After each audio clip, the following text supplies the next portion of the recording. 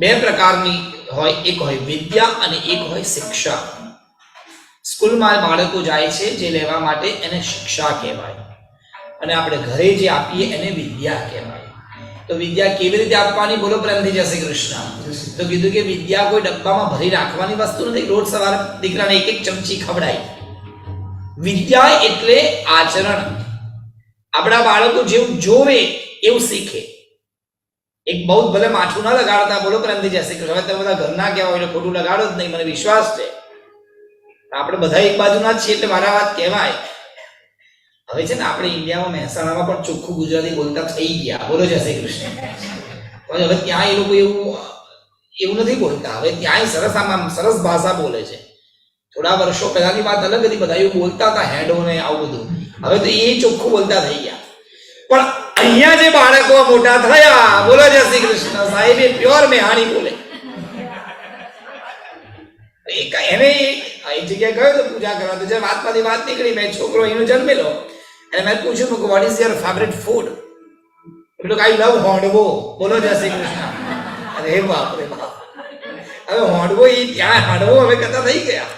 અરે સાહેબ એક જગ્યાએ લગ્ન કરવા ગયો હું, તો આપણા મહેસાણા આપણી બાજુમાં હતા, લગ્ન કરવા આપણને મજા આવે, લગ્ન કરાવવા ગયો, અને છોકરી સાહેબ કાચની પૂતળી જેવી, એટલી સુંદર છોકરી જન્મેલી. એટલે પોસ ભરે ને આપણે શ્રીફળ હાથમાં લઈને, પછી પોસ ભરી ચાલતા ચાલતા દીકરી આવે, એટલી સુંદર દીકરી લાગે, સરસ. એને સરસ આઉટફિટ બધું પહેર્યું હતું ને આમ આપણી નજર ન હટે, આપણે એકદમ લક્ષ્મી જેવી લાગે. ચાલતી ચાલતી નારિયેળ લઈ આવી, અને મારી આમ મેં કહ્યું કે દીકરી કેવી સુંદર લાગે છે. જેવી દીકરી નજીક આવી, મન કે મારા જ્યાં નારિયેળ ચોંકણ મેળવાનું સી. સાચી ખોટી થાય? બિલકુલ પ્યોર મેહાણા. આ ક્યાંથી આવ્યું? માતા પિતા. કારણ કે માતા પિતા અને બા દાદા ઘરમાં એવી જ વાત. અરે છોડો સાહેબ ભાષાને, એક મિનિટ ભૂલી જાઓ ભાષા, પણ બાળકો આપણું આચરણ પણ શીખી લે છે. રોજ સવારમાં મારા દાદા ઘરમાં દીવો કરતા હોય અને છોકરાઓ દીવો કરતા જોવે એટલે એને ખબર પડે કે રોજ સવારમાં દીવો કરવો આ મારું ધર્મ છે અને આ મારી વિદ્યા છે. આને વિદ્યા કહેવાય. રોજ સવારમાં મમ્મી પપ્પા પાંડિયારે પગે લાગી પિતૃઓનો દીવો કરે, એ મા બાપને ખબર પડે કે આ બાળકોને ખબર પડે કે અમારા સંસ્કાર છે. એ વિદ્યા આપણને કેવલ આપણા વંશ પરંપરાથી જ પ્રાપ્ત થઈ શકે. ભાષા તો ચલો ઠીક છે, ગમે તે બોલે, ભાષા બહુ ફરક નથી પડતો આજના જમાનામાં.